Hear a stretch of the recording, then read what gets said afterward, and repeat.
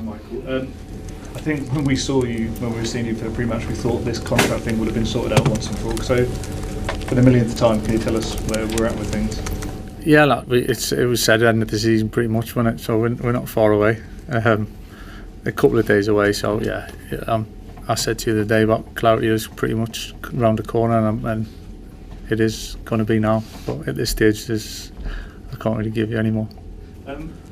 This isn't directly related to Manchester United, obviously, but as a former Middlesbrough manager, you'll be paying as close attention as anyone to the bigger story in football right now. What have you made of Spygate, the situation, and the outcome? Yeah, I mean, I'm not close enough to it to understand all the details, to be honest with you. So the only thing I can say, I mean, it's unfortunate for a lot of people, and you know, a lot of people were involved in all the football clubs that have ended up being involved in whole Southampton and Middlesbrough. So the whole situation's a little bit unfortunate. But all I can say is that I wish Middlesbrough all the best. Obviously, I've had great times there. Got a lot of friends there, and I'd love to see, especially the players, and seeing them do well. You know, they gave everything for me when I was there, the ones that were there. So to see them have success and end up in the Premier League would I take a lot of pride in that. Looking ahead to this weekend, first of all, start with the team news, if there's anything new. No, not really, no. Pretty clear, yeah. We all know obviously what's on the line for Brighton. They're chasing a European spot. For you and this group, what matters to Manchester United? What can you get from this game? Yeah, well, we're certainly conscious of the situation of the game and what's at stake. I think we've certainly got a responsibility for that. You know, we've managed to put ourselves in a position where we're kind of all the position that we are in the league. And I've said about we wanted to finish strong and for ourselves as much as anything. So we're approaching the game as we would any other game. You know, there's a lot to play for Brighton, for Bournemouth, for all the other clubs surrounding that. So we're well aware of that. Michael, Casemiro obviously had his big farewell. Is he going to be included at Brighton? And also you mentioned last week about youngsters and young players. Clearly their season's now finished. So will there be an opportunity for younger players this weekend? First of all, on Casemiro, I was kind of decided that last week would be his last game. So I think that went well, as well as we all could have hoped, to be honest. And he's been fantastic. And I've said a lot of things about Cassie and how well he's done for me since I've been here and for the whole club. But yeah, it was decided that it was a good time for him to finish, really. So I think that, again, just saying what the question that I've just had about this club's about bringing young players through and academy players and younger players, giving them opportunity. There's a real responsibility that we feel towards the game as well, and getting the balance right at certain times going into games like this. But yes, of course, it's an opportunity to depend on how the game goes to try and make the most of that, because I think it's you know, we got some really good young players that we want to try and take the next steps with, really, and give them the opportunity. So hopefully that pans out in a positive way for us. Michael, just looking a bit further ahead, what do you think the most important factors will be to kind of build on the positive end to the season over the summer, and what do you feel it should be the priority for the club?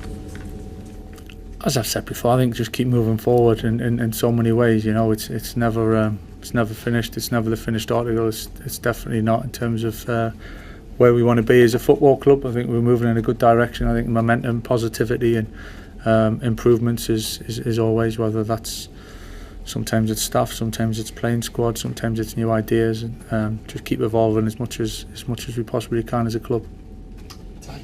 Hi, Michael. I don't know if you saw the scenes outside Arsenal when they won the league on Tuesday. I'm just wondering, as someone who's in charge at Manchester United, what you made of that, and it's 5 different clubs now that have won the league since United last won it. Is that kind of painful for this club, and is you in charge of this club to take?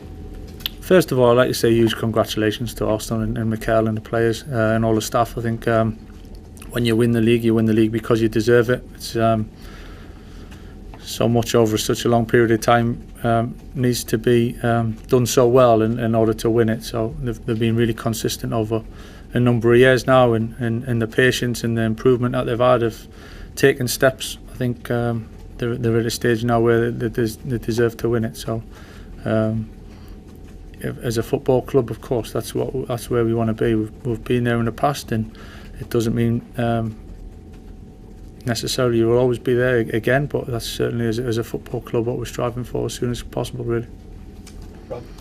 Hi Michael, you're obviously going to finish third, and if you're looking above, you're looking at City and Arsenal. Have you got areas of improvement that you can see that are in your head as where you can possibly make up ground on those two teams?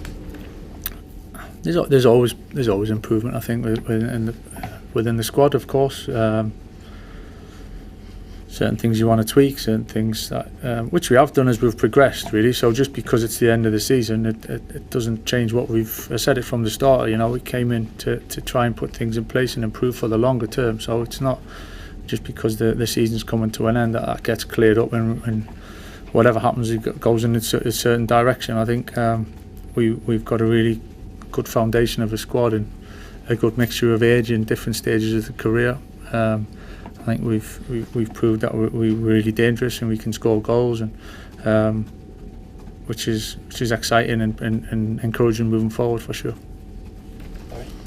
Hi Michael, I'm just on Casemiro. In terms of the sort of pedigree that he came into the club with, is that why sort of when you're having these discussions about his exit, that feels like the right thing in terms of an Old Trafford send-off, a nice way for him to go, and also in terms of the Brighton game, gives you an indication as to what the midfield might need, given he is going to not be here next season. It just felt the right time, I think, for Cassie to, and it was decided that he's part of that as well. So it was the right time. There is an element of a balance, like I've just said about the last game. It's not, we're not done. You know, the season's not done for us, so we're really conscious of that.